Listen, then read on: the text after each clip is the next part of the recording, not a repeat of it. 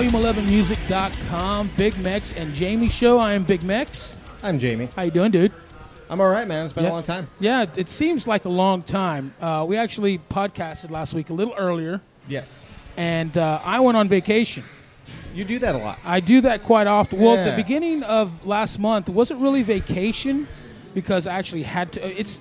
I like to, whenever I'm covering concerts, I like to use the hashtag It's Still Work. Yeah, I don't really buy it. You don't buy it? As I'm sitting at home and like seeing all the shit you're doing. Yeah. I don't really call it anything other than vacation. Yeah. I'm sorry to say. Yeah, well, go F off, buddy, because it is still work. Is this how it is now? But I went back home to Texas. I love Texas so much. I can't get enough. Every time, the longer I'm out here in Vegas, the more I miss back home. So we went out there this time just strictly, like I completely checked out. You know, I took my phone with me, posted a couple of pictures, this, that, and the other. But other than that, just completely checked out, and it was rather comforting. Oh, yeah. I hardly heard from you. Yeah. I mean, that was kind of nice. Yeah. I kind of felt like it was a vacation for me as well. Really? I mean, for that reason alone. But no, it's good. I mean, I'm glad. It's good for you. You seem relaxed. Do I seem a little bit more tan? You can't really tell, but I actually got burnt from my face. And like, I actually did yard work. I don't do yard work out here because you can't really do yard work. I just picked you up at your house. You can't do yard work on concrete and cement. You still can. No, you can't. So I cut my grandmother's hedges. I did all that stuff, stuff I hadn't done in like 15 years. And so I got burnt from doing that, and I forgot. I'm glad I had the boys with me because I made them do a lot of the work. Oh, I'm sure you did. Now that when they came home, they wanted to do that at home too. Yeah, right. Yeah. She has these really big privacy bushes that have the hollies on them, the holly leaves. Okay. They're pointed. Okay. So like if you can poke people with them, have little, what do they call them? Little pricks? Little pricks, sure. Excellent. Yeah. They had these little pricks on them, and they were stabbing my little prick sons. So, aw, that's a sweet story. Actually, it is a sweet story. That's really sweet. I mean it from the heart. So, what has happened in the last week, man? What's going on? Well, see, you just told this really cool story that everyone was just on the edge of their seat. Yeah, talking I bet about they little were. pricks Little and things pricks. like that. I did absolutely nothing. I really didn't. I did do something. I witnessed oil wrestling for the first time in my life. It was the day that I left. I know, and I felt okay with that because I wasn't sure what would happen if you were watching women oil wrestle. Somebody would end up pregnant. I'm just going to say. Probably. Yeah, just by the look. It was I'm very fertile. It was a fun show. It really was. First Class Trash played. It was just fun. They put the pool out there. They had everybody doing the lube wrestling, oil wrestling, and I got to say, I kind of got made fun of because I was really glued to the wrestling. You know what? I saw a picture of you. It was on purpose. And your eyes. That was on purpose. From Nikki? Yes. I even put the hashtag creeper like status. This. Creeper status. They were just all big and bulged out. Now, I actually thought when we first started doing this, before even you came on, I was talking to the boss. I said, we should sponsor an oil wrestling night. That would be great. And yeah, but you said you wanted to do it. And so they never wanted to go that way. They were all going to have to wrestle me. That's the thing. That's what stopped it dead in its tracks. These were all women, by the way. So I think you would have had a lot of fun, but it was a good time. It was a good time. And didn't you go see Screaming for Silence? Screaming for Silence. Yeah, I saw them at Vamped. As you know, if you listen to the show, I've been talking about them nonstop for months and months. They're really good. They were incredible. Not really good. They were incredible. They were arena band playing a little tiny stage. Oh, you have no idea. Wow. It was everything I had hoped it would be and more. That was the night that I came back. Yeah, you tried to make it, but if you go to volume11music.com, there's a pretty awesome review written by yours truly. And I think you'll get the gist of how great that show actually was. They're going to stay in touch with us, and when they come back through, they're going to hit us up way in advance so we can get some stuff going with them. That's cool. Did you hear anything about the ministry show? I heard absolutely nothing, and that's actually a subject. I mean, actually, you know what? I think I'll bring up that subject now. I'm not hearing a lot about shows anywhere. To be honest with you, I'm not hearing a lot about local shows. Why is other that? than from us. Why is that? I want to know. So anybody listening right now, why aren't we hearing about shows? There was a show a couple weeks ago, I think. It was actually maybe a week ago. It was Red and Adelita's Way over at Brooklyn Bowl. I didn't hear a word. Not a single word about that show. And I talked to a couple people. Amaranthi. I didn't hear a darn thing about that show. And that's a fairly big show, playing over there. Not a word. Yeah, we're not talking about. You know what? We're not talking about. But what I'm saying is, why aren't we hearing about these shows? I don't know. I have no clue. Probably because nobody's covering them here in town besides us. So we're trying to cover as many shows. Like it's almost a full-time job just trying to reach out to these venues and, It is, absolutely. Just trying to get credentialed for these shows so we can review them to let people know, and let people see what these bands are like live and stuff like that. Actually, I have a friend of mine, Dan, right here. Dan, you can pick up that mic real quick, turn it on. Dan O'Connor, how you doing, buddy? Good. Great to be here. We've been friends for quite some time already. Yeah. The first time I met Dan was at a remote at the Silverton, and I had met him. I think I had met you in passing a couple times before that. Maybe, but that's the one I remember too. Yeah, he brought me an Aussie rubber ducky. Him and his lovely wife Joanne brought me an Aussie rubber ducky, and they're like, I was like, this is crazy. Now in radio, when listeners bring you food, you don't eat the food ever. And really? I don't care if you say, "This is my grandmother's recipe." I don't care. I'm thank you very much. Shake the hands and hand it, put it over here. But rubber duckies, you keep, especially Aussie rubber duckies. You went straight to the bathtub and. No. Okay. No. Sorry. So anyway, Dan, the reason I'm bringing you on, thank you for coming by. We're going to talk about what you got going on a little bit, but shows. You go to a lot of shows. Or you try to go to some big name shows. You ever go to any smaller shows besides? Oh, yeah, like we go to Brooklyn Bowl and the places like that. Yeah, but what we like to do is our daughters, they like around 24, 19 years old. I like to make sure they see the classic acts. Yeah. Like we took them to the Rolling Stones, and we're going to take them to AC/DC in L.A. Nice. I just want to make sure that they see the really the classic experience ones. It. Yeah.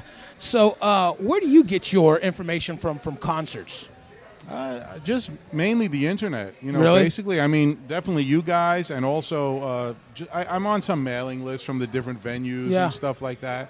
I just try to stay up because, it stinks when you miss one. It does. And Adelita's Way in Red is probably one of those shows that if you didn't know about it, you're like, what the fuck? Really? Well, for me, it's like, I feel like, for me, I know these shows. I know every show is going on. I know shows that most people don't know what's going on. But I don't really think about it until after the fact. Like, how would somebody else know? And that's like, you're on a mailing list or you're on, checking out Facebook. If somebody doesn't share that, you wouldn't know. I mean, that's the thing. And so, we're dumbfounded by this. Yeah, there's barely a rock station here in town anymore. And even they don't promote the shows like they should. Yeah. I can't and I still go to their websites from time to time just to see, are they posting pictures from these concerts? Because that's what I used to do, or that's what I still try to do. But they're not even covering these concerts. There's no pictures, no content on their websites. But and it's kind of a shame, actually. And it's not the band's fault. No, it's not. It's I shouldn't say it, but it's the venue's fault. It's like, okay, if you want to, if you're a restaurant, you want food critics to come and review your restaurant for the food. If you get a great review, awesome, people are going to come there. It's 5 stars. It's the same idea. No matter what the band is, the venue should be interested in people putting the word out that I'm not just going to mention how great the band was. I'm going to mention how great the venue is. And maybe they don't realize that. Maybe they just think, it's about the band. It's not going to be about the venue. I have 3 favorite venues here in town. Excuse me, I used to have 4. But one of them is no longer on that list. Yeah. House of Blues, the Pearl, and Brooklyn Bowl. I absolutely love those venues just because, for many reasons. The Pearl doesn't have food. But, like, if I want to go have dinner before a show, I can go to Crossroads, have dinner, and then go to a show. And a nice dinner. And not an expensive dinner either. And same thing with Brooklyn Bowl. Brooklyn Bowl, have you guys ever eaten at Brooklyn Bowl? No. Yes, I have. It's fantastic. The fried chicken is awesome. I've by heard the way. that, actually. So I like those. I like those type of venues that you can go have a full night. And if you want to walk around in the link like you and I did that the night of the corn, we had drinks hand in hand. Yeah, hand in hand. Why do you always? I have to say it. You always bring up the feminine side of you. You bring out the gay. Stop it. I'm sorry. I'm very sorry. Adding to that, Vamped for me. That's a great venue for me. I've been going there for God, when it was Feel Goods. And so I really like that venue. I feel comfortable there. Adrenaline is doing great things. They used to be the Cheyenne Saloon. I wasn't a great big fan of Cheyenne Saloon, but I think Adrenaline is really kind of trying to turn it around, so it's a lot of fun to go up there. Yes, I do and like then going there. your venues on the Fremont, which you have the Triple B and Fremont Country Club and LVCS. Now, I know from the O'Connors, all 4 O'Connors Facebook posts, they love them some Fremont Street. Yeah, we like Fremont. I mean, we've found that there's some really friendly people running some of the hotels down there, and sometimes they just hook us up with, what they call the VIP passes, where you're right up front, and like we saw Cheap Trick, Deep Purple, like right up front, and you can't beat that. That's it's right. free, and we even met Rick Nielsen from Cheap Trick just by accident. We were in the there's a McDonald's right in the D Hotel, and we saw like some tour buses out back, and my daughter went, "Dad, I think that's one of the Cheap Trick guys," and we looked. There he was. We just went out the back. It was my daughter's birthday, so he took a picture with her, and of course I got myself in a picture. And you're like, oh, it's my birthday too. Well, there you go, because Rick said to me, hey, you didn't say it's your birthday. He was joking, but it was pretty awesome. That's very awesome. I actually like the D a lot. I like going there, hanging out. It's good that it's down there, but it's kind of the parking, man, is still not right down there. It's changed in the last month or so. They actually started some of the places you used to be able to park for free.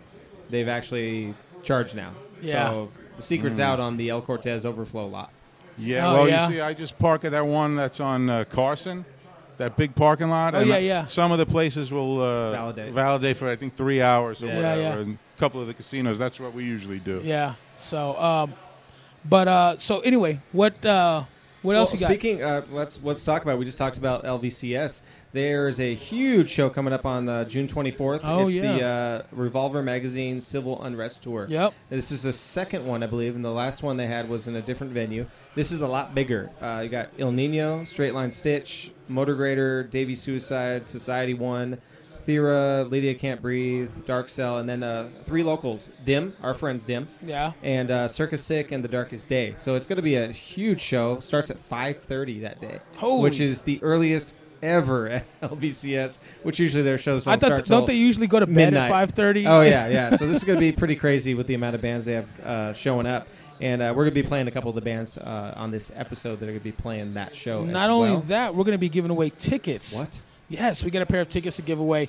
If you come down next week, we'll figure something out. Where would they come down? Well, right now we're at the Sporting Life. What is up with us? It's okay. It's been a little bit of a It's been a couple of weeks. Yeah, time. It's been a couple of weeks vacation from here. 7770 South Jones Boulevard, right on the corner of Robindale and Jones. It's really easy to find. Did you guys find it easy to find? Oh, very easy to find a place, yeah. You can turn your microphone on, too, Anna. She's just going to make this one comment, and then we're going to cut Anna off because we got something special we're going to start doing with her and Nikki.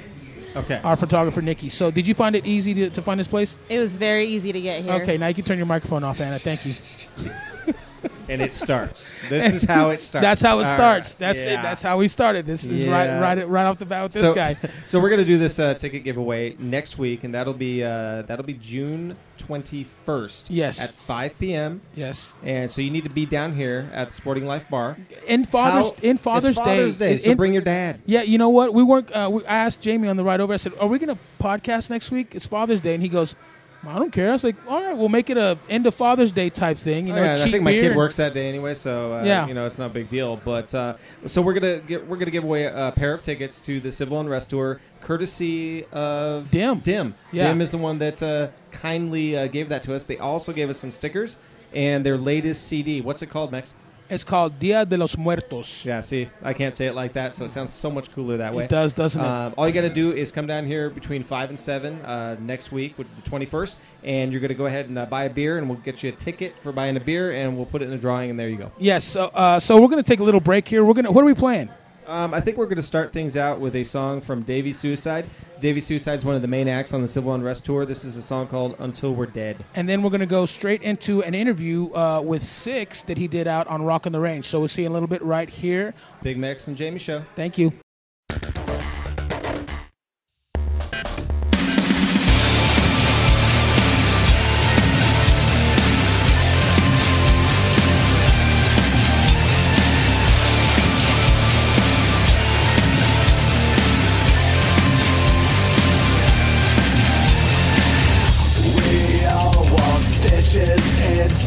of band-aids for our scars.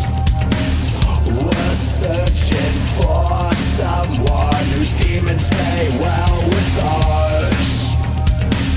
We became lovers over shots, breaking dawn. Sharp nails dragged down my back. You're so right, you're wrong. All I want is to get lost inside of you.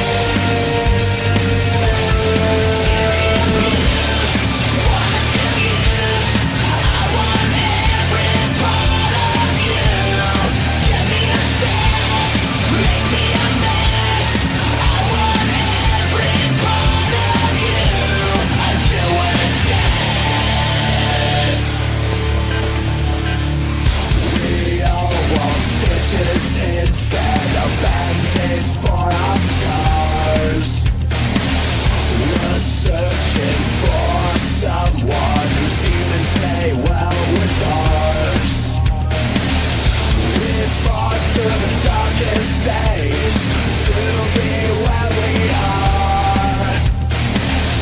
We'll lay our heads to rest, looking back, we've come far.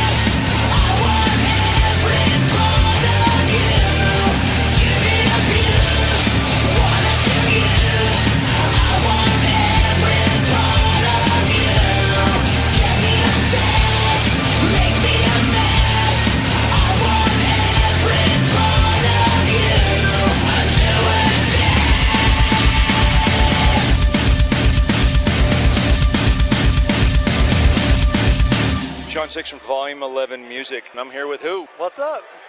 Tell me who you are and what band Jerry you play for. from Papa Roach. There you go. Tell me what's wrong with music. What's wrong with music? Wow. All right. I don't think anything's wrong with music per se. Okay. Some of the people making some of it, on the other hand. Such as? I can't name names. Well, the reason I asked that, do you think that music has changed? I mean, look back at the bands that you originally started listening to when you were a kid. What made you decide you wanted to go into music in general?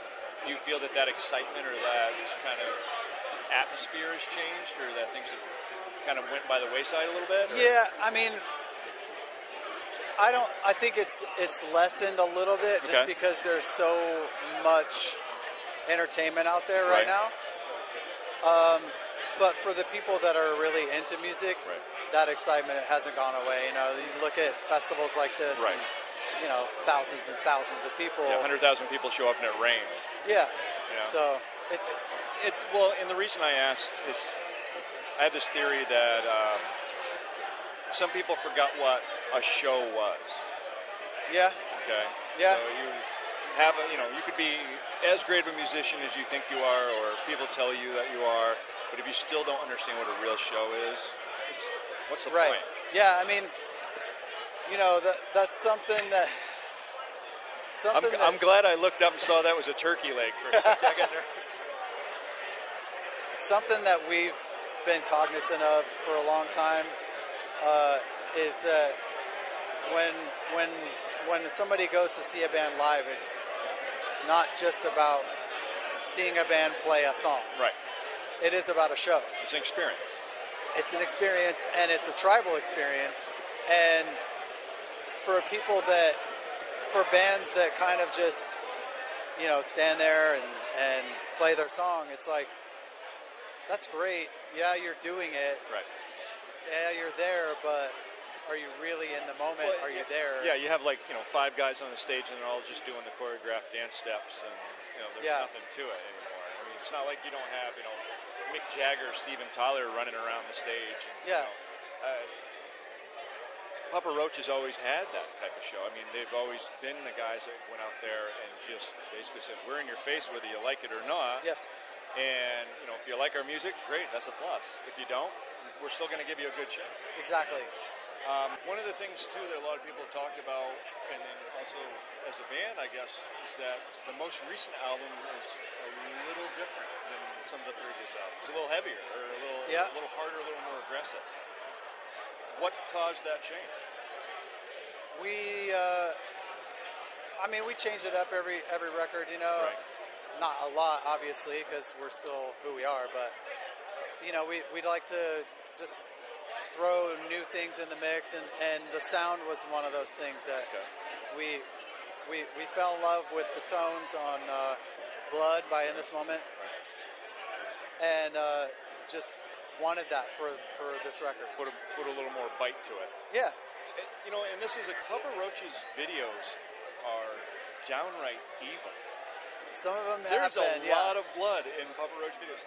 It's like you're watching a little mini horror movie, and I had a hard time kind of wrapping my head around that at first. I'm like, it's not like Papa Roach is like a real dark, brooding death metal band from Sweden or something like that, but the videos are just outright aggressive as hell. Is that conscious? Where did that come from? It's like, there are a couple of videos. I think maybe you're talking about Hollywood Horror and Burn. Right. Those were both done by this guy Jesse Davey, and those were his ideas. Okay. I mean, we knew that, especially for Hollywood Horror, that was sort of like the lead single off of that record. We knew we wanted to do something that would get people talking, and it definitely did. Have a little shock to it, you know, and it just sort of came out that way. It was a fun video to make, but I mean, you know, there are some times where honestly we don't know what we're going to do for a video, and we sort of leave it up to the director. Sometimes we have ideas. Take their idea and yeah. Go with it. Sometimes they're lame. Sometimes they're cool. You know. But yeah. That's kind of it's an interesting concept to think about. Okay, well, you know, we're paying somebody to do this video for us, and damn, is it going to be a lame video? I mean, a lame idea for this guy? What is Papa Roach's next step from here? Not physically, like right here at the venue, but I mean, what is the next step? New music, bigger tour. We're focusing right now on touring. We're working on stepping it up. You know, we're going out in the fall with Five Finger Death Punch, and that's going to be, you know, arenas, and so we're going to have a huge tour. It's forcing us to step up our show. You know, we're bringing in production and all that kind of stuff, which is something that we haven't had for a long time, and we're really excited to be able to actually put on a show beyond what we do personally. So that's the next step, and then during this touring cycle, we're also going to probably start writing music so that we don't kind of get caught with our pants down and say, oh, you're going to the studio, you don't have any material. Right. So there's another thing. You're kind of into cars, aren't you? Yes. It's something. And you have a really nice car. It's been a passion of mine for a long time, and that car in particular has been a work in progress for a long time. Is it something you, as a little kid, were always do you consider yourself a gearhead? Do you consider yourself? Yeah, my dad was into cars, sort of. Right. I didn't really have a choice, you know. You did it whether you liked it. But kind of like osmosis, you had to do it. Yeah.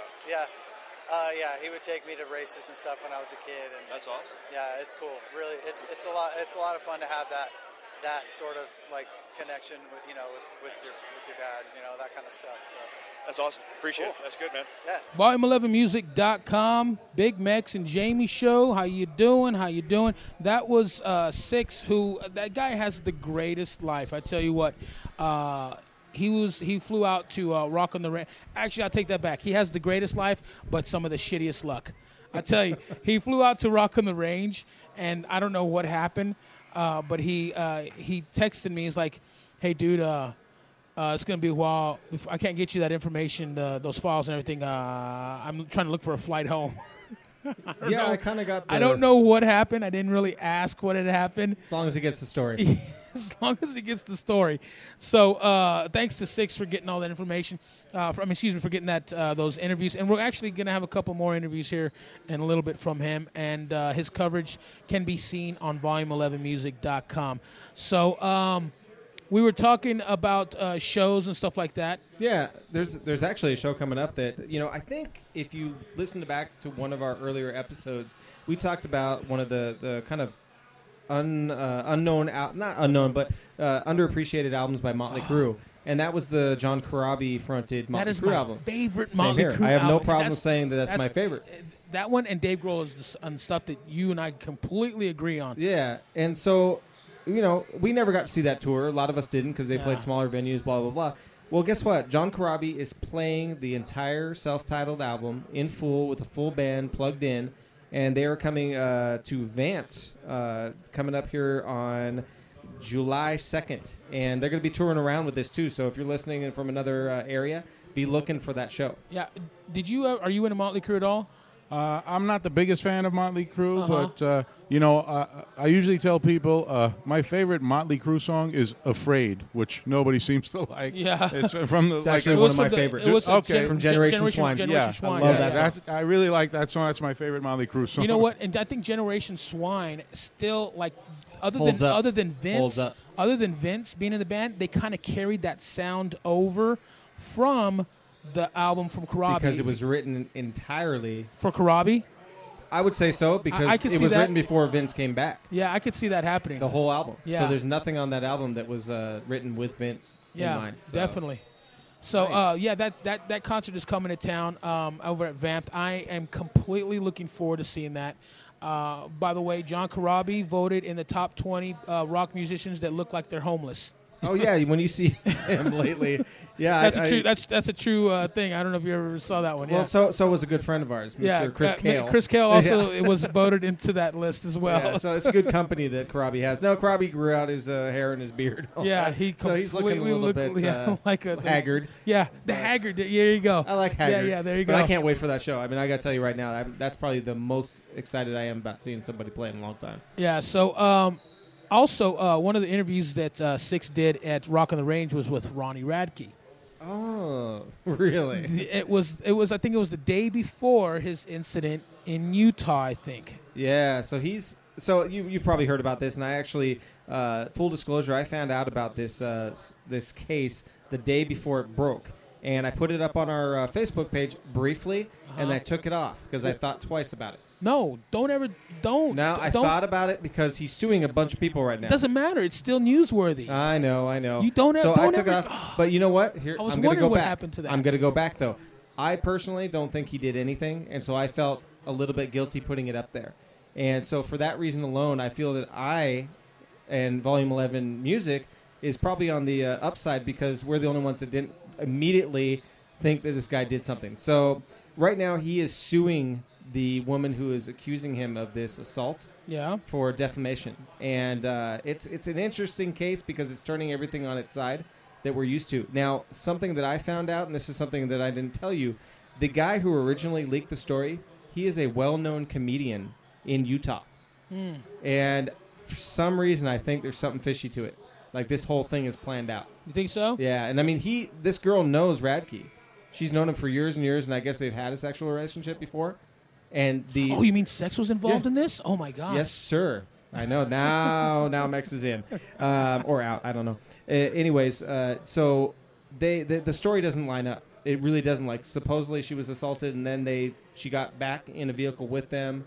And it's such a weird situation, and I think he does have the right to sue at this. Yeah, I'm not a big fan of the guy, be honest neither with am I. you. And I think he's kind of a dirtbag anyways, but you can't just throw that out there that, he assaulted me, and if it's not true. No, yeah, I mean, if you're the one that's making the accusation. But, exactly. But if it's still, I mean, you could have worded it. I mean, I'm not turning this into blaming anything.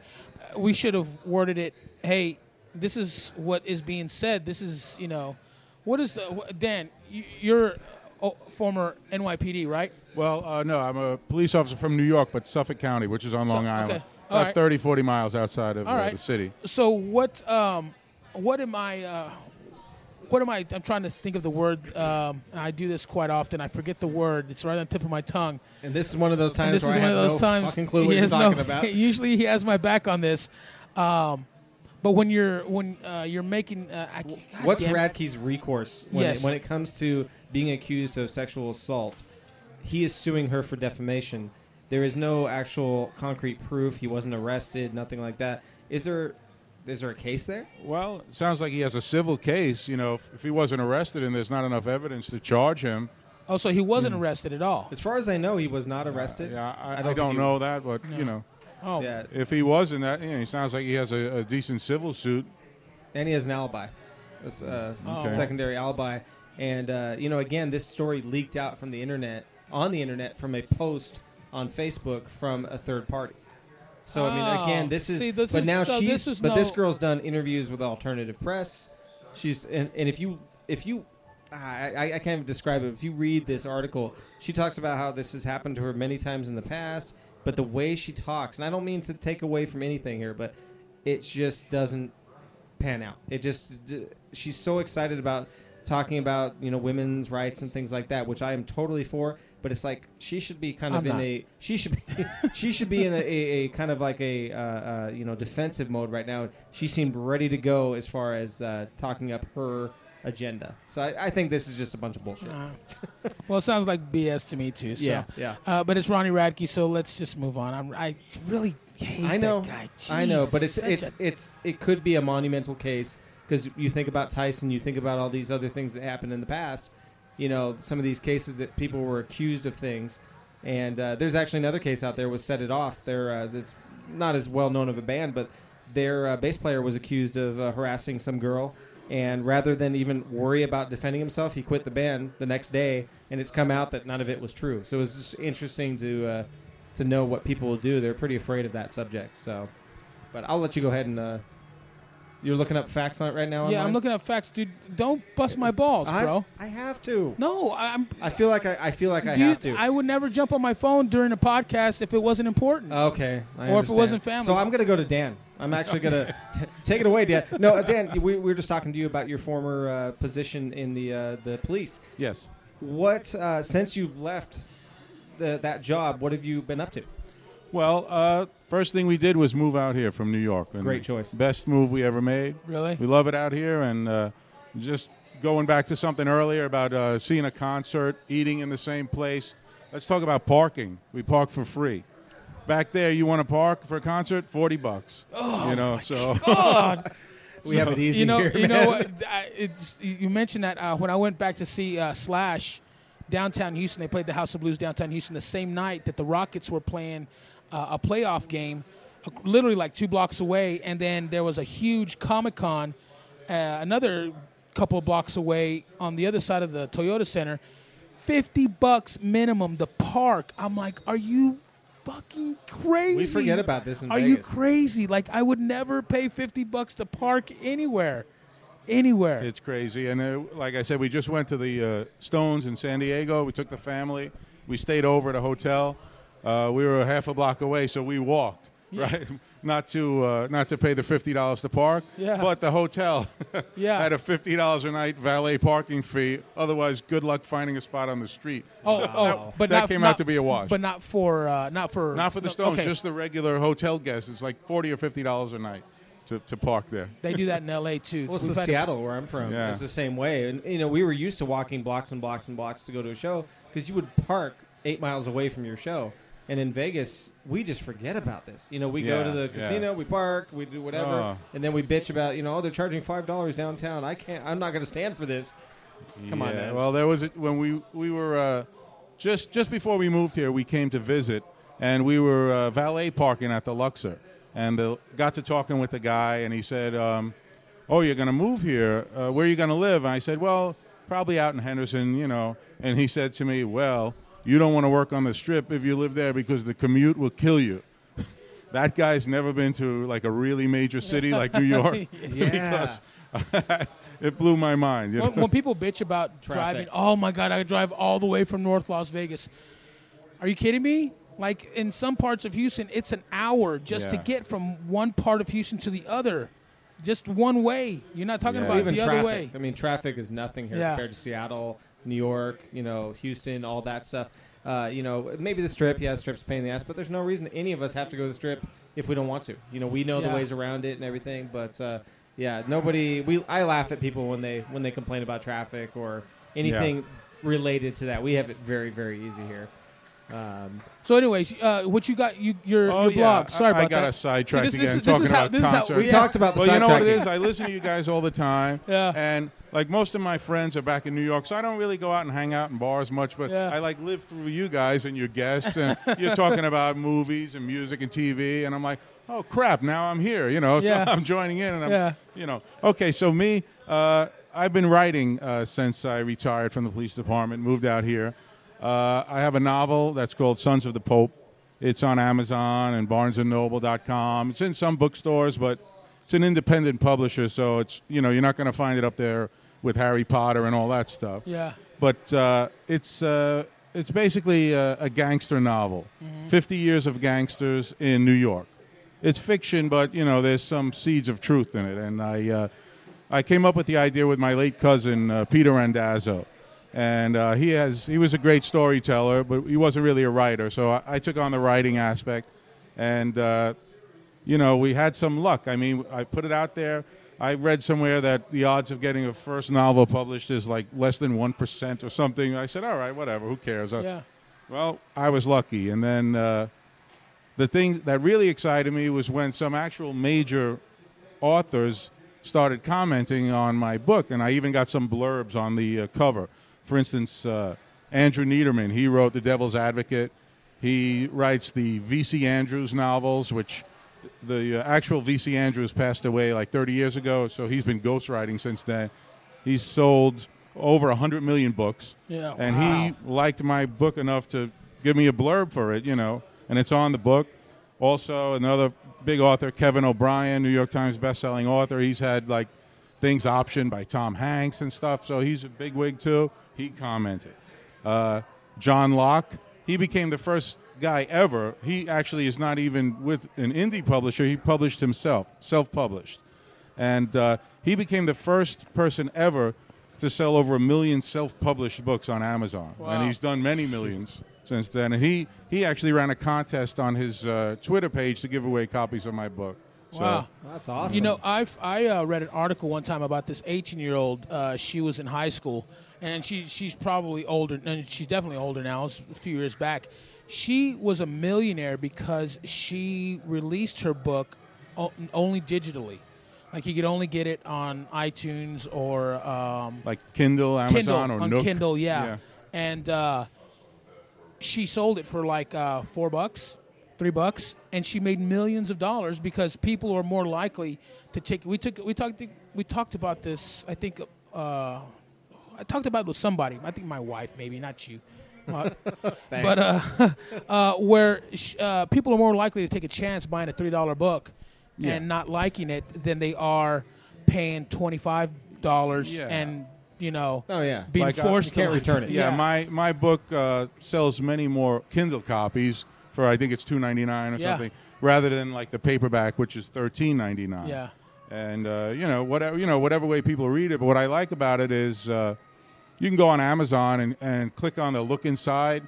You can read like the first few pages or whatever they show you, and if you like it, give it a shot. If you don't, that's fine too. And if you're listening right now, you can click right below in the description area, and we'll have a link for absolutely. We'll take you right to where you can Mr. buy that. Dan's books on Amazon. So, but your blog about the I have a blog, right? I'm really not much of a blog or a Twitter person, but publishers want authors to have that presence on the internet. So I have all that. My recent blog posts are actual true gangster stories. I was born in Brooklyn in 1960. I grew up, and you get to kind of know who the gangsters are. It's never the ones who tell you they're the gangster. You know, it's the guy next door who's just, reading his newspaper. He's the gangster. Yeah. It's not the guy who says, I drive for the mafia. No, he wants to be the gangster. It's the guy who says, I'm a car service driver. That's the guy who's in, Yeah. But it's a lot of stories. My friends, family, and I, have gone through. Of course, we change all the names. But it's interesting. It's free. It's primalscreaming.wordpress.com. Yeah. That's my blog. There's all kinds of stuff. My blog really, from left field, got popular because of a whole incident with the singer Ariana Grande. I won't go into it all, but no. Unless you want. No, we're going to talk about that. It was, and I remembered about the whole story right as you were talking about it. In fact, look, Mrs. O'Connor over there shaking her head. We're going to talk about this. This is a hilarious story. Yeah. So you know the story about the meet and greet that happened at the VMAs last year, where the Ariana Grande totally, completely dissed her fans and was a complete bitch to her fans. Yeah, that was his daughter. Who? Oh, the daughter. The girl that got dissed at the meet and greet is Dan's and his wife's daughter. 3 nationwide contest winners for this. Okay. You had to, I forget how you had to enter. You had to write something about Ariana Grande on some social media. You had to hashtag whatever, Pepsi, Ariana Grande, whatever. And then they picked some finalists. Then you got a phone call from MTV, people who work for MTV, and then they interview you, and they were going to pick 3 winners. And the contest was called Hang with Ariana Grande at the VMAs. Now, we knew that was pushing it. That wasn't going to happen. But we thought it would be a little better than it turned out. My daughter wound up being one of the winners. Everyone could bring a guest. She brought her sister. So both of my daughters went out there.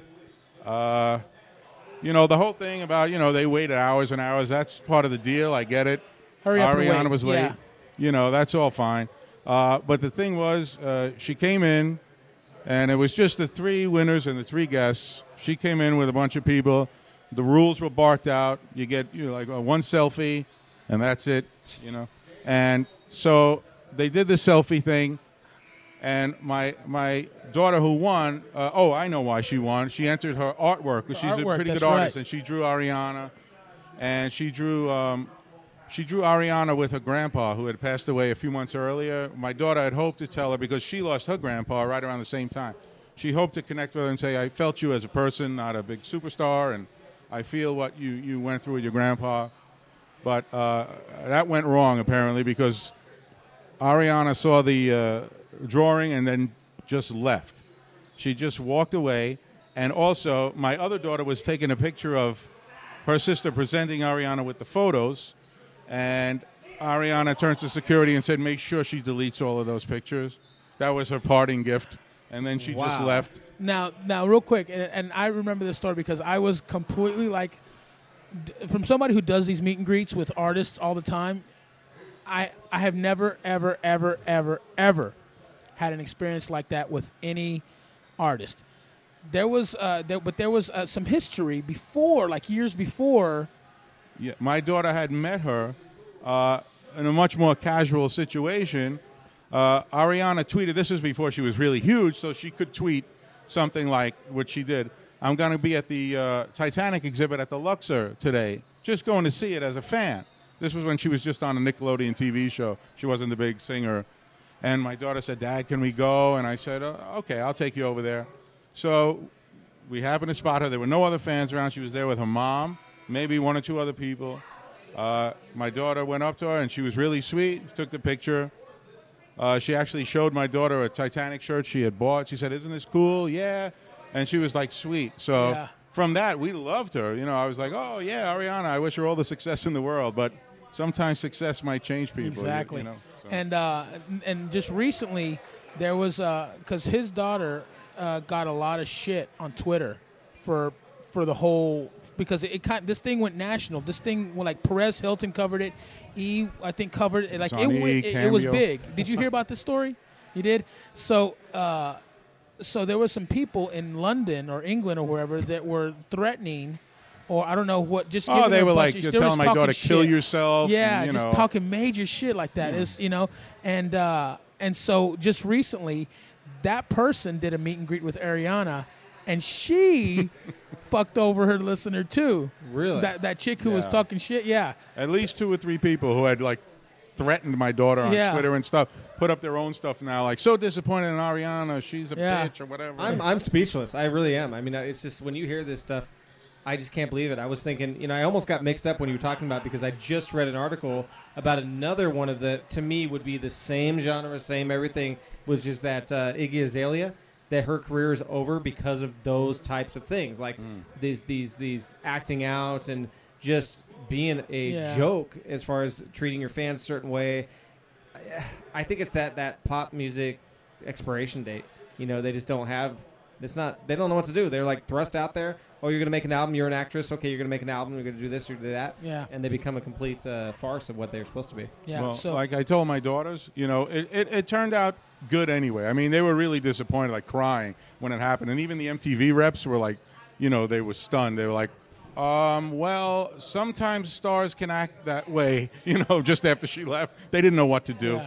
But they wound up being interviewed for magazines. They got on Vegas radio live on a morning show, interviewed about it all. So they, they kind of had some fun out of it all. So, So let's actually play another song, yeah? I agree with this. So we were talking about Civil Unrest Tour. So this is another band that's going to be headlining this tour. They're called Straight Line Stitch. I think a lot of people in town have seen them before. They have a new album, EP, dropping called Transparency. Whole new sound, really, really cool stuff. This is a brand new track from that EP. Comes out June 30th. It's called Dark Matter. There you go. And we're going to be covering playing another interview from 6. Yeah? Sure. Yes. Let's do the Ronnie Radke one. Oh, I like it. Yeah. This is volume11music.com. BigMex and Jamie show. We're right back. Lord of the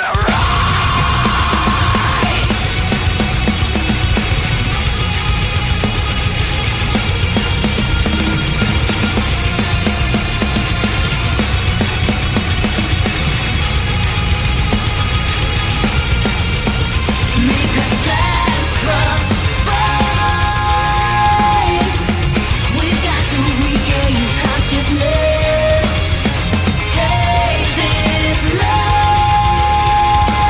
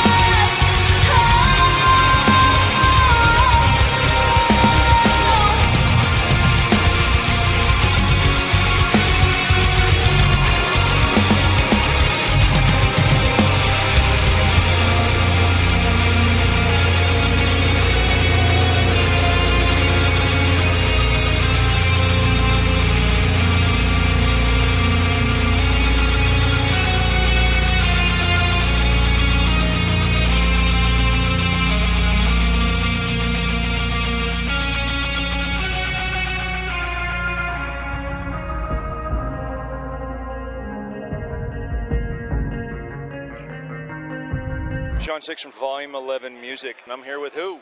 Ronnie Radke from Falling in Reverse. So let's talk about this hated thing.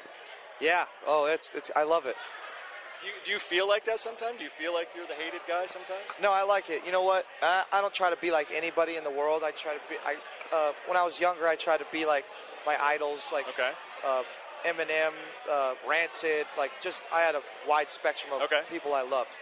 Then I got older and found myself, But people either really, really, really love me to the point of where they make dolls and like pictures and they like cry. I know exactly where you're going with this.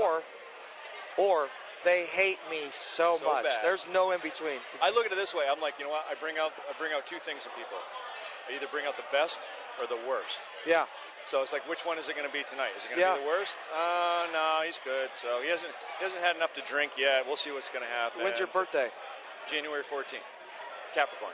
You're a Capricorn. Okay, I'm a Sagittarius. I'm December. Okay. I don't believe in that stuff. I kind of do, but like there's an extent to it. But I think I rub people either the right way or the wrong way. It's dichotomy. There's no gray area. There's no like, oh, he's all right. It's more like, I hate you or I love you. I always had it this way. It's like if people think that you're doing something that they want to do or that you're succeeding, they automatically hate you for that. 100%. So it's like you're in a band, and you're like, well, my band's doing good, so somebody thinks I'm an asshole because of that. Yeah. Yeah, well, I've done some pretty questionable things. I threw mic stands into a crowd once and hurt someone. I didn't mean to hurt them, but that was a long time ago. But people still hang on to that, Well, I mean, it could be a Lamb of God, man. Huh? No, it could be a Lamb of God moment, and at least no one got killed. It's like you make split decisions. And that's the thing. You can't really go back and change it and say, okay, well, you know what, I shouldn't have done that. Well, you know what, there's a lot of things I shouldn't have done. But, am I still having a good time? Are we still trying to do something good? We're still trying to make a good quality product? Yeah, awesome. Who cares? Yeah, and, our new album's doing so good right now. It's, like, killing it. Like, I'm so stoked. It's like our tour. We're on a tour right now, so this is one of the stops. It's us. We're opening for ourselves. Like, we're literally opening... Tell me about your interest in hip hop. My interest in hip hop's ranged from all the way back in the day, from Wu-Tang Clan, from The Chronic in 1992. They came out on my birthday, December 15th, on a Tuesday on my birthday. So when you thought about, was there a moment where you said, okay, you know what, I'm gonna do hard rock, or I'm gonna do something that's slightly metal, or am I just gonna be a hip hop guy? Where did you actually make that decision? Were you like, no, I like hip hop so much. Maybe I should sing that. Maybe I should do that instead. I was always rapping, but I just never put it on the forefront of, or like in the mix of what we do. Okay. But I was like, you know what? I'm going to take a real hard left right now. And I did, and then it got like hated and loved at the same time, and like real bad. And now, the rap stuff is our biggest songs. Okay. Like at our shows. Right. It's so wild to see. Did you really think you were going to be doing this?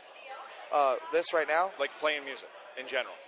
Yes. You really, from day one? No, that's all. I don't care. No matter what. Here I go. I'm going this way. Get out of my way. I don't care. No. This is like, I had a conversation with Elias from Nonpoint, and I've known the guy for a long time. And I'm like, did you think you were going to be doing this? He's like, no, man. He goes, I ran like a $42 million a year customer service business. He's like, I never thought I was going to be in a band. Damn. Because I never thought I was going to be singing or standing on a stage with thousands of people. So I was determined, and like I needed a lot of attention. Okay. Hence all my tattoos. Pay attention to me. So like, you know what I mean? Pay attention to me, and then or like me walking around the venue with a hated shirt on. Yeah, I'm like, pay attention to me. Oh my gosh, pay attention, and then like, I finally get a little success. I'm like, why are you guys looking at me? Stop looking at me. Like, it's like then you started to feel nervous about it? Then people started to look at you like, oh, damn. Yeah, sit on a subway. There's that guy, man. Yeah, there's that guy. So what is Falling in Reverse doing from here? Are you going to continue just plugging it away, actually just promoting new music, or are you writing anything? Are you doing anything? Yeah, we're actually doing another record. Okay.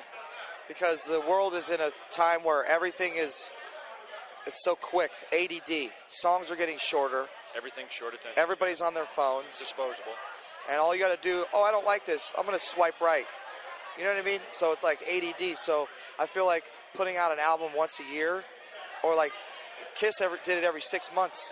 They put an album out every 6 months. Kiss has been on their closing tour for the last 25 years. Yeah. Man. I look at the same thing with Crue right now. It's like, okay, well, you know what? You're doing the second leg of your final tour. Maybe Vince at the end will finally learn the lyrics to any of their songs. Maybe. They need a teleprompter. Oh, no, he needs fucking Jenny Craig is what he needs, dude. Yeah. That's from all the cortisol shots in the 80s. Yeah. Or the fact that he's trying to be sober at this point, but it's not really working. So. I got you. Yeah. So, what's your advice to a band that's coming out, starting? For a band, do a bunch of drugs and go to prison. No, don't do that. Don't do that. Don't do that. Don't do that. I'm kidding. Honestly, don't follow the trend. Okay. Don't try to be like anyone else. And it's not cool to do drugs and get on stage. It really is not cool. Doesn't work out I well. learned that a long time ago. I'm 31. I learned that at an early age. Be humble to an extent, you know, mixed with confidence. Some people get it confused and they go off and confidence becomes cocky. Huh? Confidence becomes cocky. Yeah. That's hard to, like, when you're young and immature, it's hard to really bounce. Maturity level finally kicks in and people are like, oh, okay, well, yeah. Yeah, be humble and you have to really, really hone in on your skill and your talent. Okay. You know. And that's it. It's just dedication. Dedicate. Don't get a job. Don't get a job. Dude, sometimes I don't think I have a job, but they keep paying me, so I'm like, oh, I guess I'm doing something. That means you're doing what you love. I'm having fun, dude. Yeah. Man, thank you very much. Hey, thank you. I appreciate you, man. Thanks. Volume11music.com. BigMex here with Jamie for the BigMex and Jamie show. That was Six talking to Ronnie Radke, the possibly guilty Ronnie Radke, possibly innocent. or possibly not guilty. Not guilty for this incident. I'm sure he's not innocent. Oh, he's far from innocent. He's probably not guilty of what he's being. Yeah, this is an opportunistic whatever. situation. So who cares? So anyway, Jamie. Yes, sir. When we started this wonderful thing that is volume11music.com, we talked about doing all aspects of the lifestyle of the hard rock heavy metal world lifestyle, right? Correct. And one of those things that we talked about that was at the top of the list was comic books and just everything that cosplay stuff like that, because we had a great podcast with Casey Wells. Give a shout out to the Cube podcast, which definitely we're gonna crash together here pretty soon, real soon on that one. So I was thinking one day to myself, what is probably what would get a fanboy to come to our website? And I thought, two really cute chicks that are into what they're into. Right? I agree. Okay. I found those girls. We have Anna and Nikki. Nikki, some of you know Nikki because she takes pictures for us from time to time here at our podcast. Look, she's smiling. She's over there blushing. Hello. That's Nikki and Anna. Hi. So I'm going to have these two girls. They're going to do us a favor, and they're going to cover the comic book, cosplay, all that other stuff for us. Okay? Now, if you add Anna on your Facebook, which I'm sure you will, you'll see that she's heavily into the cosplay. She has some great costumes. I will say my favorite one so far, the Wonder Woman one, was pretty cool. You and everybody else. Yeah, did you get a like? Okay, so what I'm going to do is I'm going to steal those pictures from you guys. So I'm going to steal your cosplay pictures. I'm going to post them on our Volume 11 Music Facebook page. Is that cool with you? It's fine with me. Nikki? I'm definitely okay with that. Okay, so I'm going to take your guys' pictures. I'm going to post them, and let's see how many likes we can get. I like it. I say, you know what? I just like. There's one.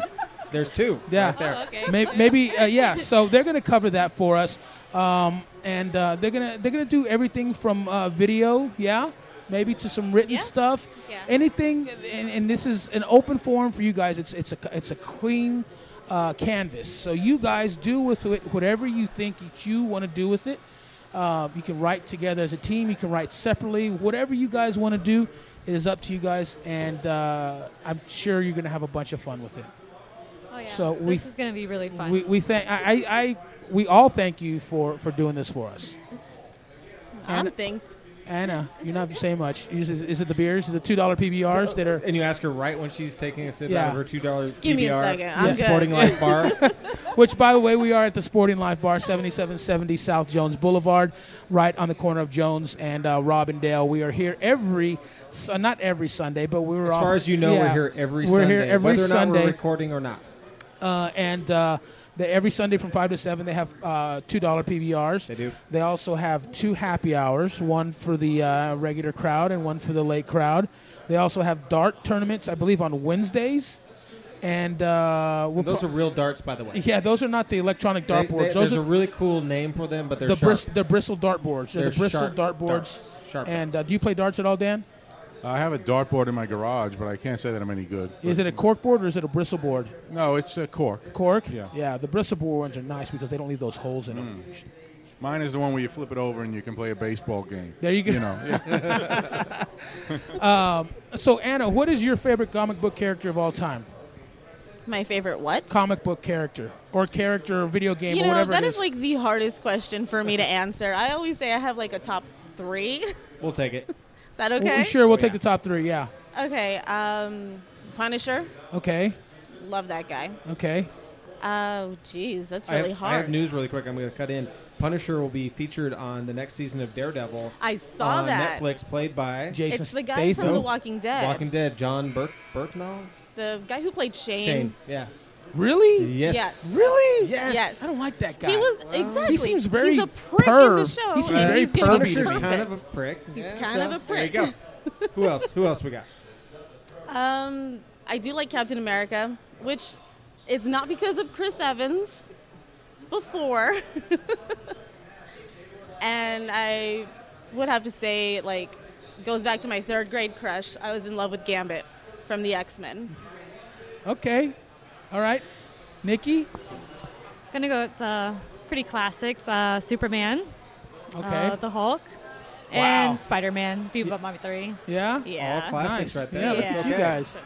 And Can't say anything bad about it. what about video games? Are you guys gamers at all? Well, you know me. I do have a tattoo on my back representing my favorite video game of all time. Oh, which that's is, right, you do. Resident Evil. Yes. So Umbrella Corp right there on my back. But yeah, it's my favorite one of all time. Of Yeah? course. Yes. Anna? Yes. Nice choice. I'm a little bit of a gamer. Favorite series right now? Well, kind of older, but the Uncharted series. Not familiar with that one. I'm sorry. Well, it's kind of a new age Indiana Jones type of thing. Okay. They're going to make a movie, I heard. Tomb Raider, a male Tomb Raider, if you will. A male Tomb Which Raider? is Indiana Jones. Which is Indiana Jones, exactly. Well, no. Lara Croft is way hotter. Yeah, I'll give you that.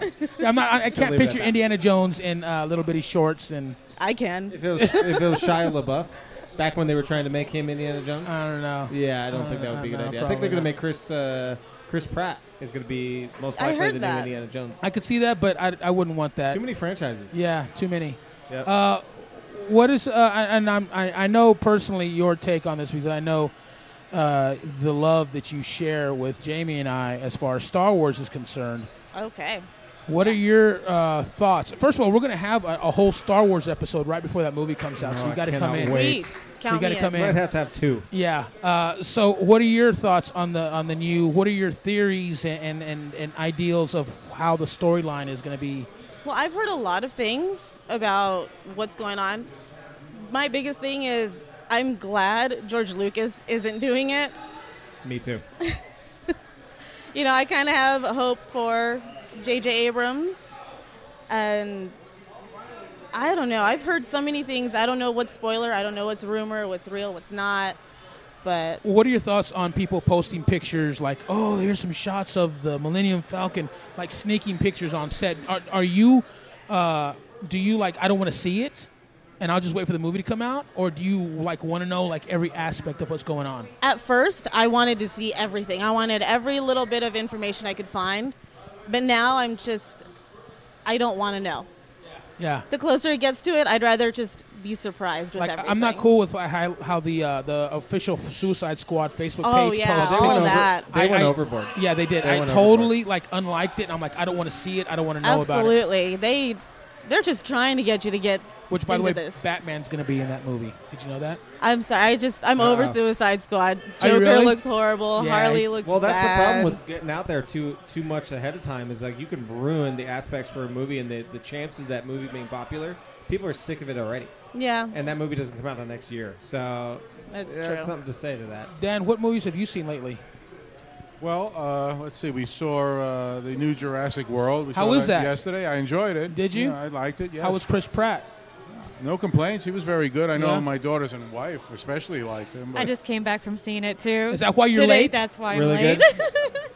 Nikki. It's really good. I do Priorities, recommend. Nikki. Come on. Sorry. I know. It's the horrible. highest grossing, fastest to 500 million, I think. Sure. I don't Ever. know. I don't pay attention. I'm to just that. saying. I mean, it's.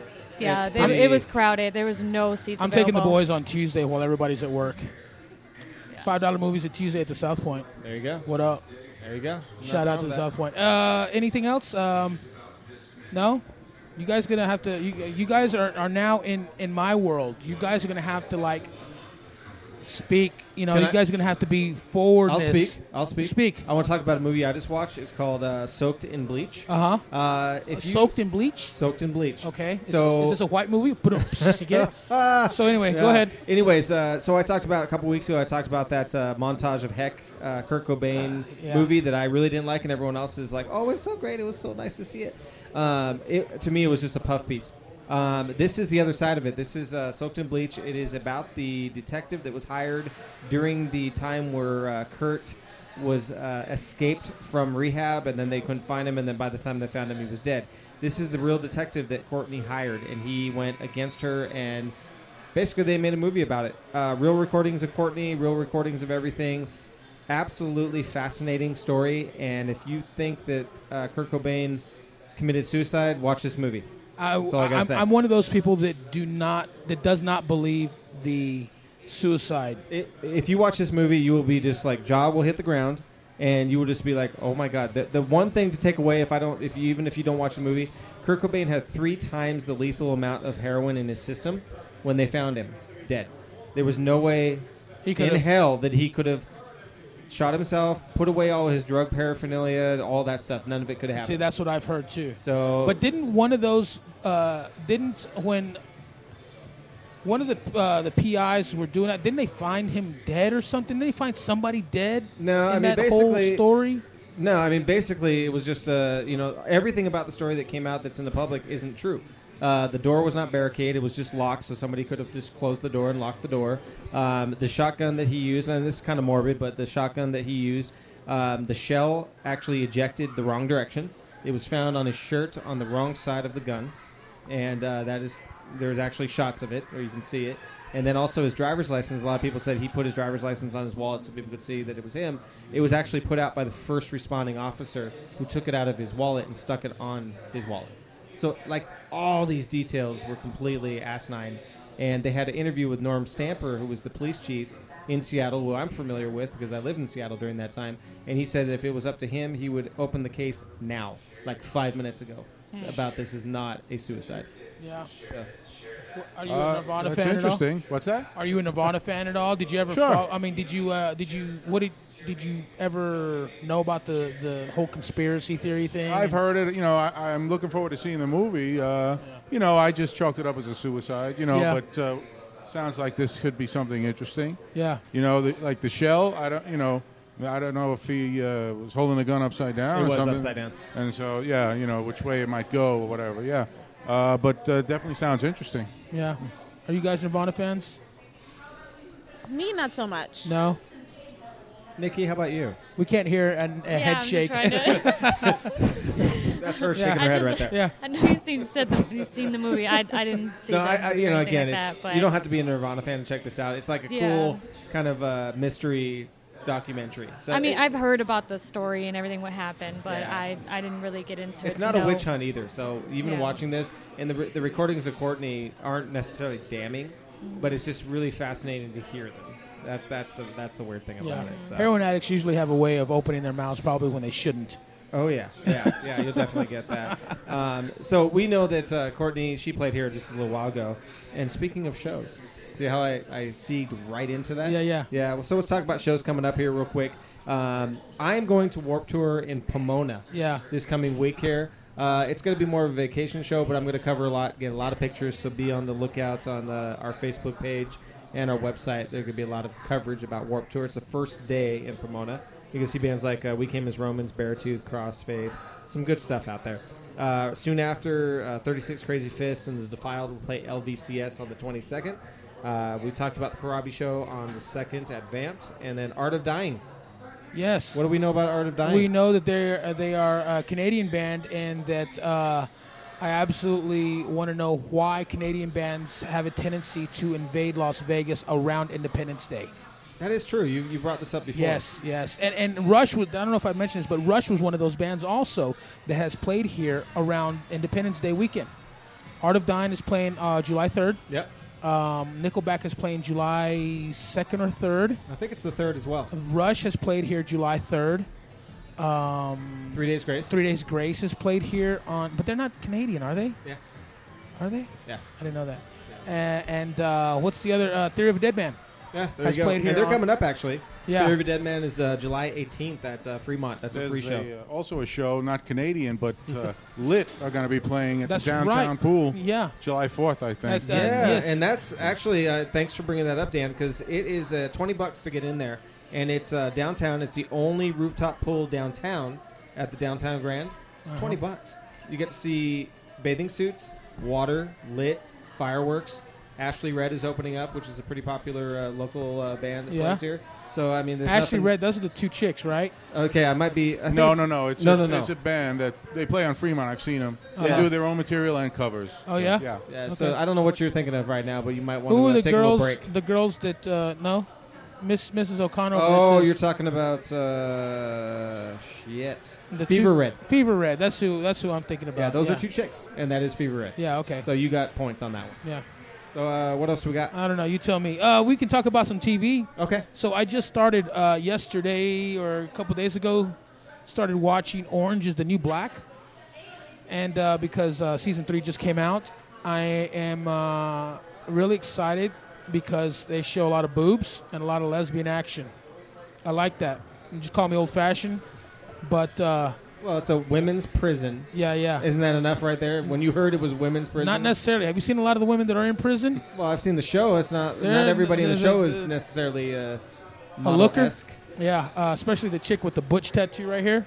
Well, yeah. But that's what's cool about the show, actually. There's a lot more women like that in prison.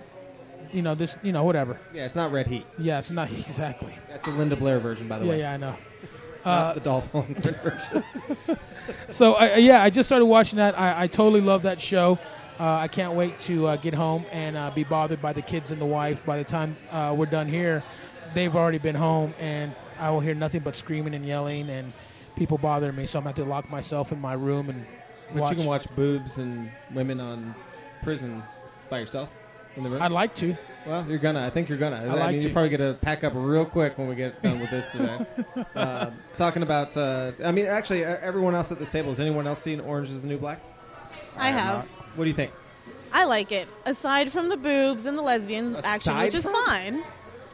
There's actually other stuff in the show. Really? There's talking, All right. And boobs and lesbians. and boobs and lesbian scenes.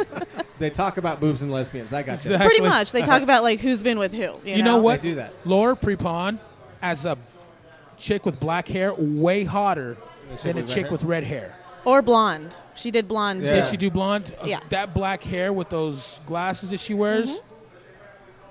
Highlight real material, buddy. I'm telling you. You've been hanging out at the library lately, haven't you? No. Okay. Just What checking. What is a library? I said library. It's okay. So any other TV? Any Yes. other TV? Anybody? For me, it's Wayward Pines. Oh, Wayward Pines. Yes, you were just. I think it's incredible. I really do. I know not a ton of people have seen it, but I think a lot of people have it on their DVR. Yeah. Like, I'll watch it. I'll watch it. That's with Terrence Howard, and it's funny to Howard see. and Matt Dillon is the main guy. That's true, but Terrence Howard also has Empire, and and I want to see how that's going to play out. His character on Empire is supposed to be dying. I don't know. I mean, if it's going to be 2 hit TV shows in the Well, Wayward Pines is a miniseries. It's 10 episodes only. so nothing more than 10 series. It's M. Night Shyamalan, which don't let that scare you. This is actually, thank God, he's actually come back with this. But this is based off a book series, so don't be afraid of the name M. Night Shyamalan when it comes to this. But the main guy is Matt Dillon. So don't let Terrence Howard. He's not a huge part of this. Just keep that in mind. So if you're going for Terrence, you're not going to see a whole lot of him. I'm not going for Terrence. What about Carla Ganigo? Who? I can never say her last name. Does anybody know who I'm talking about? I know exactly who you're talking about, and I always forget her name. And whenever we see her, I'm like, we've seen her in a million things. Yeah. What is her name? I know who you're talking about. She was on Spy Kids, and then where I remember her most from, Son-in-Law, Pauly Shore movie. I don't know why, but she was the girl on that movie, and she doesn't look the same, really. Yeah. Because I'm looking up I'm looking up Carla. Oh, damn it! She was in Sin City. Huh? Sin City. She's also in Sin City, correct? I just saw her in a movie. The and now earthquake one. San Andreas. San Andreas, yeah. Yes. Oh, she's in San Andreas too. Yeah. There's a lot of shaking going on there. A whole lot of shaking going on. Oh yeah. How do you? Let me see. How do you say her name? Carla Gugino. Gugino. Yeah. Okay. I'm not I Italian, can never say her last but name. I'm close to it. I'm more close to Italian than probably you are. Okay. Okay. Okay. Is that fair enough? I'm fine with that. That's okay. So yeah, that's her. And let me see what else. Anybody else? New TV show? Well, has anyone seen this show, The Briefcase? No. Okay. This show, I don't know. It just we like it, but it makes us feel dirty. Have you guys seen? The Briefcase? I'm all about it. No, not like that. Please continue. What it is it's a reality show, and the producers come to a house of some needy people, a needy family. They come with a briefcase. They open it up. There's $101,000 in it, and they tell the people, "This is your money." And the people, this is where I just feel creepy. The people, they're like, "Oh God," they're so excited. This is your money, and they say, "That's it. This is your money." Then once the people get all excited, they cry, they thank God, they do whatever they have to do. The producer says, "Now, as I said, this is all your money, but you can choose to keep it all, share it with another family that you will learn about who may be as needy as you or even more so, or give it all away." And then the show progresses from there, and they show you them doing the same thing with opposite. the second family. Yeah, the same thing with the second family. And then the whole thing is the family's trying to decide, as they learn a little bit more about the opposing family, how much they're going to give them, if any, and how much they're going to keep. And then there's a final decision and a final meeting, and the families meet in person. And each family still doesn't know that the other one also had a briefcase. They thought they're just deciding for them. And then they find out that it's the reverse, that they also might receive money. And it's interesting. That was the one that got a lot of bad press, right? I heard that. My daughter told me everybody's hating on this show. I heard about it, and I actually I posted about it. And as a father who, everybody has their monetary, problems, whatever. Everybody does. As a father of 3 kids, I would keep that money. I would have to do. I would give it. It's hard for me, and this is where the weird part is, But I would end up paying some forward, but if knowing that there might be money coming my way or not. Yeah, they don't know that. Yeah, they don't know that. That's hard for me. It is hard. I thought the same thing. I have kids. I want to take care of them, but then, like one of the other families, there was a war veteran who lost a leg, and another one had a family of like little people, and they were having difficulties. So, when you learn about the other ones, you'd be surprised, Yeah. So I say, hey, 50-50, and then you could sleep at night. Yeah. $50,000, $50,000.50 goes a long way. Why $101,000? Well, the $1,000, they tell them, this is yours to spend right now, however you want. It's like a little bonus, I guess. Got it. So yeah, I've heard about that movie. I'm that TV show. I'm not really. Yeah, it's weird. It's like they know what they're going for. I mean, that's the thing. They're trying to. They want to see people cry. Well, they're trying to cause controversy, and that's going to get it question. out there. How did they get on the show? Like, does somebody tell them or put them on you know there? what? Like, I think if you go to Craigslist right now, you'll see something on there like casting for TV show, and you click on it, and he's like, oh well, CBS is doing a show. Let's see if I'm eligible. Are you a needy family? Blah, blah, blah, blah. That's how they We cast. should do that. Okay. We should have an episode where we put out an ad. Be at the Sporting Life Bar at 5 p.m. on Sunday. We're casting for a new TV reality show. Yeah, you and do see that. what kind of people we get. You do that. I'll put your name on there. Don't Yeah, worry. right. Yeah, maybe not. So, So anyway, those are Sonic Highways. Yeah. So Dave's been in the news this week, but we're not going to talk about that because everyone else is. That guy is He's amazing. He's a He superhero. is a superhero. If I have to do cosplay, I'm going to. Did you hear about real dress quick? as Dave Grohl Some people may not have heard the story. Broke his leg, came Broke his back on leg? stage to finish the show. That's That what is- I've heard. with that- the EMT working on it. oh, That was awesome. Did you guys hear about that too? Yeah. You didn't hear about it, Nikki. Nick? I'm sorry. Nikki. Dave Grohl broke his leg. He fell off stage, broke his leg. 15 minutes later, he came back and he finished the show. While Wow. EMT was working on his leg, he was playing guitar. Oh, I seen the picture then. Then you Okay, I have know what seen you're it. talking about. Yeah, I seen thought the he always photo, did but I that. didn't know what was happening. I just It's pretty went, "Oh, look amazing, at the picture." actually. Yeah. So, anyways, he's doing Sonic Highways too. So if you watched on, it was HBO, right? I think so. Yeah. Yeah, it was HBO. They did the album Sonic Highways, and then they did the episodes. That everything was in the U.S. So they were going to different studios and music scenes. Well, they got the green light for season 2, and it's going to be international. So they're Yeah. going to go to international studios, music scenes, this and that. Whether or not they'll make another album to go with it, who knows? I don't know how they're going to do that fast, but it'll be coming out. Yeah. I mean, they can. Sound Factory. You can put albums out like that, dude. Is that how They you do only it? put out 8 songs on this album. I know. Bands writes anywhere from 16 to 24 songs for an album. I'm sure they have stuff written You think? already. Yeah. You know this? The fuck out of here. Yes. All right. Yeah, of course. All right. Whatever. So I'm gonna leave it continue. at that. Maybe we'll see him interviewing with a cast on. I hope so. Yeah, that would be good. So what else we got to talk about here? I have some notes. As you know, if you listen, I have notes. Uh-huh. I want to talk about a few releases. You know what? Oh, Hold wait, on, you're going to let me stop ask- me dead in my tracks. Dead in your tracks. What is your thoughts of Metallica now being the go-to guys to play the national anthem at your sporting event? Well, I think since Metallica barely plays anything anymore, they might as well just go ahead and do the national anthem. What do you mean on play every- anything anymore? They play everywhere. That's the problem. They've become... I don't know. I mean, we were talking about Rolling Stones and Dan going to see Rolling Stones. Rolling Stones keep making albums. And it might take a while and everything, but they keep making albums and this and that. Metallica is kind of the band that is somewhat decided, hey, you know what? I don't think we really have to make an album anymore. The Stones don't have to make an album anymore. They don't have to, but they they do. choose to. They choose to. I like some of the later Stone albums. Do you? Yeah. You like the later Stone stuff? I do. The album that came out like in 05, I like kind of all of it except one song maybe. I think the last new, older or newer Stones Two album Wheels? that I liked was Bridges to Babylon. Yeah. But, I mean, that's the thing. There's keep making albums. Metallica... They could keep making albums, but it costs too much money to make an album if it's not going to sell. But they're getting paid for those albums. Metallica's in a position where they don't have to worry about how many albums that... You're right, Sell. and so are the Stones. Yeah, but they keep making them. Exactly. The way I They're- see it, Metallica has a lot to make up for the last couple albums they've done. They need to make a good album Oh, at least for their legacy to truly... Are you including Lulu? Nobody includes Lulu. It sold 8 copies in the world. I think I told you this story about Lulu. When I was working at the rock station, the station was afraid that the label was going to make us play one of their songs, and the PD boy over there talks to the lady who's pushing the Lulu album. Yeah. And he's like, "Are you going to make us play one of these songs?" She goes, "I wouldn't worry about this album if I were you." It's like somebody lost a bet. Yeah, right. I mean, seriously, I mean, I think that will be talked about for years and years. Like, what were they thinking? Yeah. What was everybody involved thinking? Yeah. I think it put Lou Reed in the early grave. Okay, go ahead. I'm sorry. We're going back to what I was talking I about? had one more thing to say because it just dawned on me. Please. Ginger Baker. Did you see the comments of Ginger Baker or this? He did an interview.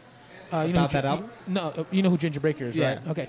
He said that he loathes and detests heavy metal music. Even though he's kind of one of the forefathers of heavy metal music?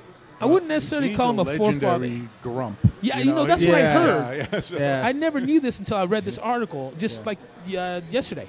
He was like a piece of shit to work with, and that's why nobody wants to work with him. Yeah. I thought he was Eric dead. Clapton was afraid of being physically attacked by him the whole time he worked with him. He said it. Yeah, I was terrified of him. And there's actually a documentary on him, and I got to look it up now because it shows how much of a grump, just a mean-spirited person this guy is. He's not dead? No. I swear he was dead. Maybe that. No, he's not. Because that would be even a better story if he was Jack dead. Jack Bruce died. I think that's what I'm recently, thinking of. Yeah, that's actually what I'm thinking of. Yeah, so anyway, I'm sorry to step on your toes over there. I barely remember what I was talking about before I was so pleasantly interrupted. Maybe Apple Music? Well, I mean, I can talk about Apple Music. I'll talk about Apple Music, and then we'll go into a couple new releases. So Apple Music, they're trying to get into the game as far as beating Spotify, Pandora, all those different services. So they're going to do a $9.99 a month, just all-you-can-eat music on their service. Spotify does that already. Well, Spotify does that, but Spotify caps you out at like 10,000. Here, listen, seriously. 10,000 songs you can kind of put away to listen to later. Well, you can do 100,000 on Apple Music. Because, That's so pointless. Yeah. But supposedly Apple Music is going to pay worse royalties than Spotify or any other service. Of course they are. And because they're going to also have like a week-long tryout service, and none of the artists will get paid for that. That's kind of that little gray area. So if everybody gets a week or a 14-day trial, whatever you listen to, nobody gets paid for that, other than probably Apple. You know what? You know, it's funny that you mention that. We've talked about this many times about the music service scene. Do you subscribe to Spotify at all? Or no, I have to admit I don't do any of that. I do have an iPod filled with songs. That's about as modern as I get. Really? I stick with my albums and my CDs and stuff like that. You should come and do Record Store Day with us this year. Yeah, I would. I'll do that with you. Yeah, definitely. I've gone to some. I haven't gone in a couple of years. I got him out this year for the first time. He didn't get what he got. What did you got? Like one thing? I got one thing.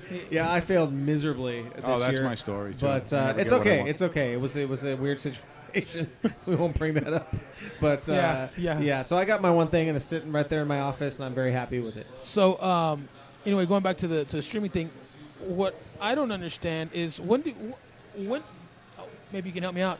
Do these contracts end with the record labels? And if so, why don't the record labels just do their own music service, like Sony or Atlantic or Epic? Wouldn't work. Because, why not? Because then you're it's the problem that you've always had where, like, even with cable service, that's what everybody is so pissed off about. If you get HBO, you're not going to be able to get Showtime.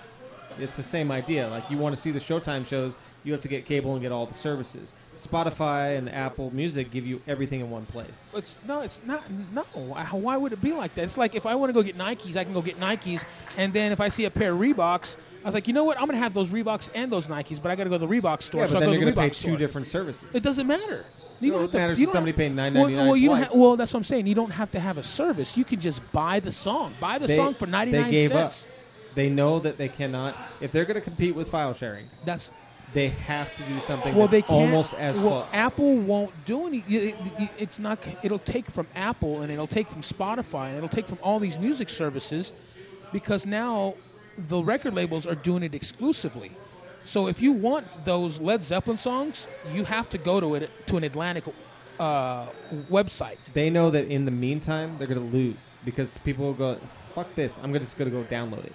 They need a service. Do that anyway. Yeah, but if you can pay $9.99 a month for unlimited songs, people will do it. People have done it with Spotify. Spotify has a lot of people. Now that's just to hear them. But if you want to actually buy them and download them, seriously, these days, besides music fanatics, like I think there's a few at this table, most people aren't that interested in that. They know that the majority of the people just want to listen to it when they want to, on the fly. It seems like let me ask Dan. Convenience wins with people. Yeah. Yeah. Definitely. When I was growing up, people wanted to get the best sounding stereo they could afford. And I had a bunch of terrible ones until I could finally progress a little. But now, it's a single speaker instead of stereo. It's wireless. Sounds like crap. The way they master albums today, it's all compressed. Everything's levels are all up. It's all loud. There's no nuance, no dynamic range. Most people don't care about any of that. Like the new, the Whitesnake doing the Deep Purple covers, the new album.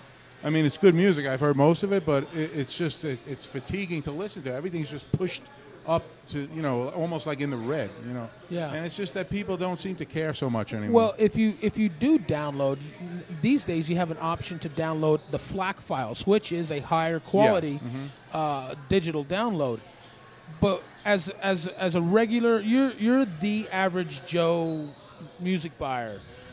Would you be willing to pay $9.99 for unlimited music, or would you rather download it and own the song outright? Well, see, I'm the wrong guy because I hate all of it, but, I I don't even think downloading you own anything in my mind. You know, I like to have a physical product that you could then, you know, you can upload that and have it on your computer or your iPod and still have. So you would much rather just buy the actual copy, the physical copy. I've never bought. I own like 10,000 CDs, maybe 1,000 vinyl albums, and 0 downloads. So, but you do have an iPod, but you don't use the iPod? I use the iPod, you know, for if I'm walking or in the car. Like I have, I don't know, like 14,000 songs that are from my CD collection. So you upload them, you rip them. Yeah, you rip them for that stuff, it's great, you know. Yeah. Or you're outside, like we have this kind of jukebox thing that we could bring outside by the pool or whatever and put the iPod on. That it's good for that stuff. I like it for that. Huh. All right, well, maybe I'm just the wrong guy to... You are definitely the wrong guy. I mean, I'm just looking. I'm thinking like for bands who bitch and moan about the labels are making shitty deals with. But seriously, it's like the Spotify and all that stuff is a different animal altogether, because the labels themselves, I have no problem dissing on labels, but they're also kind of put over that counter as well. That Spotify, Pandora, all those things have kind of put them in a position. Yeah. And these labels now aren't the same. It's not like there's 16 different labels. There's 3 different labels that own 6 labels each. Yeah. You know, it's like it's a different thing. Plus, many bands don't even put out CDs. You got to remember that. So, like, you know, Dan's talking about, I'm the same way. I want the physical album. But there's so many bands out there that never even get that far that they can actually afford to press. Yeah, that's a shame for the albums. newer bands. Yeah, that's you have to rely on today. these services. I've discovered so many bands through Spotify. Or if I hear about a band like, oh, Screaming for Sounds, I'm going to check them out. Put it in. There's 2 albums on there I can listen and to. don't get me wrong. I'm a fan of Spotify. Yeah. I love Spotify. But I'm just talking about for the band's sake and the label's sake, if they say, you know what, our contract with Spotify and Pandora and Shazam, our contracts are done with them, we're going to do our own thing and sell our own music on our website. If you want a physical copy, you can go to a record store or order it from our website. If you want a digital copy, you're more than welcome to buy it here for 50 cents per song, 25 cents per song, whatever it is per song, and take that mojo from Spotify, from Shazam, from Pandora. You can do that, but you're going to be taken to Amazon MP3s, or you're going to be taken to iTunes. Then take it from them also. Yeah. You know, put these. If bands really don't like or really not getting paid the royalties they're supposed to be getting paid, then you know, these artists can say, you know what, we're not going to make any more records unless you get a better deal for us. Bands can. I'm sure they don't care. The labels don't care. Well, then there's somebody else in the pipeline. I mean, right now it's the live show. That's why bands tour 364 days a year. Seriously, I mean that's why. And albums are coming out every year. Why do you talk down to me? You're talking down to me. I don't like that. I like to talk down to you as much as I possibly can, especially in front of an audience. But you know what? After a really long time of getting to what I'm trying to actually talk about. Sorry, dude. Which it's okay. Actually, I like this. But speaking of albums, there's a few new albums that came out. One of them was the new Muse album. And I got to say, I'm a huge Muse fan. And I didn't like the last couple albums at all. Yeah. And I hated that. I hated that feeling. The last one was all right. I didn't like it. I thought, actually, the last one I thought was the worst they've ever done. That was the one that had I'll admit that, had like a 15-minute orchestrational ending point and this and that. It was ridiculous. They put an album called Drones. It's really good. Yeah. It's guitar. It's just really, really cool. I got to see them one time. I saw them a couple times now. I shot them at the MGM Grand one time. I saw that show. God. We saw them.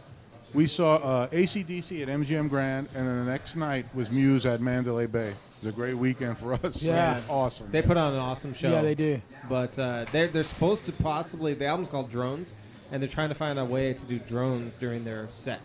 So the whole stadium or wherever they're at is going to have drones flying all over the place. So if they can pull that off, it's going to be a very, very, very cool show. Yeah. I can't wait. I've seen how some people can make them fly in patterns and stuff like that. I think they probably have to use some kind of cabling system. Yeah, programming. Because you don't want to Wi-Fi. crash into the biggest fan in the front. Yeah. But really good album, so listen to it. You guys like Muse at all? Mm-hmm. Yes. I have a few of their songs, not a full album, I don't think. Yeah? Yeah. Have you ever seen them live? I have not. I'm willing to, definitely. They definitely put the LED screens to work.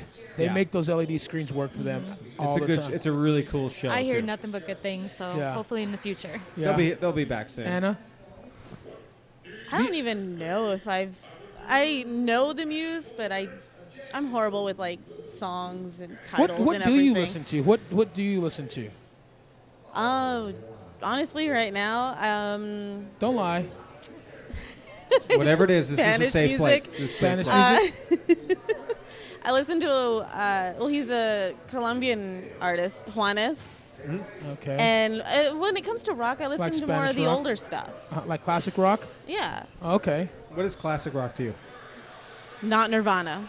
What is seriously like? Name two. I want to know because I come from an era where classic rock is like Rolling Stones and things like that. What is classic rock? When you hear To classic me, rock, what is it? Like Bon Jovi and Motley Crue? I mean, is that like Motley Crue, Def Leppard, Bon Jovi? yeah. And see that it's cool to hear that Like because the pretty classic rock guys, I guess, right? Like the makeup guys. yeah, I mean, but classic rock is different to every generation. And It's all relative. Like to me, like Muse and Weezer, they're still kind of new. Like They've been around for 20. They've been around for 20 plus years. Oh, I know. I mean, you look at like Weezer, which just one mini rant. Why is Weezer not in the highlighted colors on Life is Beautiful's poster? I'm going to bring that up next week. Are they playing Life is Beautiful this year? Yeah, and they're like in the second headliners thing. I'm like, no shit. And really? Imagine Dragons is in the main one. Fuck that. We've had that same discussion in our house. Yeah, there'd be 'Cause no our daughter's going. There'd be She's no like, other "What's up bands if with there all wasn't this?" Weezer. I'm excited to see Stevie Wonder. Saw I've never him, seen He's seen not him. that excited to see you.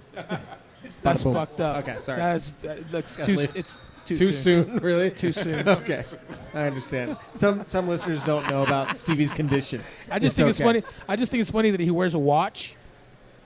If he feels it, have you ever seen he him? can hear it ticking. Remember when I heard the sound coming out of the microphone? No, I felt let's it. not Okay, even talking we won't bring about that up. That's So again, the longest discussion of 3 albums coming out we've ever had. I just want to throw it out there really quick. Tremonti, Mark Tremonti from Creed just came out with another solo album. It's a really good heavy metal album. Yeah. He does a great job on his own stuff. Wolfie is an amazing Bass player. if you Backing follow vocals. him, on Instagram, he plays, and it didn't dawn on me. He plays drums, incredible. I think he comes from a musical family. From just what I've heard. small. He has a couple of family members that did Is a really it the good Van at their Helsing jobs. family? Something like that. Okay, something like that. But and then last but not least, I want to mention this because I never thought I would ever. This is a guy who's been around the scene for a long time, and the guy who is this band was actually the guy who was hired to be Ozzy's guitarist when Randy Rhoads died. No, it wasn't. Yes, he was. No, absolutely. He was one day later told that he was too young for the band. Absolutely, this is true. It's in several books. Mark Toreen from Bullet Boys. They just put out a new album. He was Rat's guitar player. No, I'm dead serious. Don't question me on this. Don't question me. They put out a new album. It's actually really good. Total sound change. It's actually really good. A few years ago when you worked an award show here, Yes. he was there and he tried to hit everyone up to work with him. Oh, I know. I saw him at Knotfest. He was hanging out at Knotfest too. Was he really trying Yeah. to hit up people to work He with was him? hanging out with Evan Seinfeld. Oh, really? Yeah. That's pretty funny. He's been around. He's been around. I don't know. Have you seen the Bullet Boys before? No, I haven't. You know what? He is a pretty damn good guitar player. Yeah. I was completely shocked when I first saw him. I was like, wow, this guy shreds. You should. He plays here quite often. You should go see him. I will. The album is like Elephant, I think it's called, which it's cool when it has that kind of verbiage to it. But you'd be surprised. You really would be surprised. It's actually a good album. Another service here in town that loves a lot of the classic '80s rock hates this album, so that'll tell you something. What do you mean? That means they hate it. Doesn't sound like '80s rock. You said this a service. A service, an outlet. Oh, if an you will. outlet. Yeah, Okay. A service, an outlet. Copycats. Maybe something Okay, like that. But okay. they hate it, and Yeah. so I we'll think talk. we're gonna love it. I'll give you the scoop on off the air what we're talking about. Got a lot of good. Yeah. So do we have anything else? I don't know. Do you guys have anything else at all? You're over there shaking your head before I even get the question out for you. You just don't want to talk, do you? No, I just some of the things I don't know what you're talking about, so I'm a little lost. So she shakes her head I'm with in you on disgust. So you know, That's Nikki, by the way. That's a very negative point. She's like, you're already saying no to a question I haven't even Maybe finished I yet. just do that and I don't know I'm doing it like right now. She was actually mimicking a Stevie Wonder, believe it or not. So she is actually Too soon. an Too homage. soon. It's an So, homage. real quick, are you guys going to come up with some kind of name for your? Do you guys have an idea? Something to go over. Yeah. Yeah? Definitely. Are you guys gonna add each other on Facebook and stuff like that? And are you guys gonna Yes, text and be of BFFs course. now? We See? were actually It's a little just talking creepy. about the amazing Las Vegas Comic Con this Oh, weekend. that's what I was. You know what? I Oh, was we forgot hoping about you were that. gonna mention that. Yes. Yeah. Are you gonna be wearing any kind I'm going 2 out of the 3 days. of? Okay. One day I'm cosplaying as Sly Cooper. Okay. I've seen that one before. That one's kind Yes, of cool. I'm revamping it, making it better. Okay. And then the next day I'm going as Lady Punisher. Ah. Okay. Nice. And you?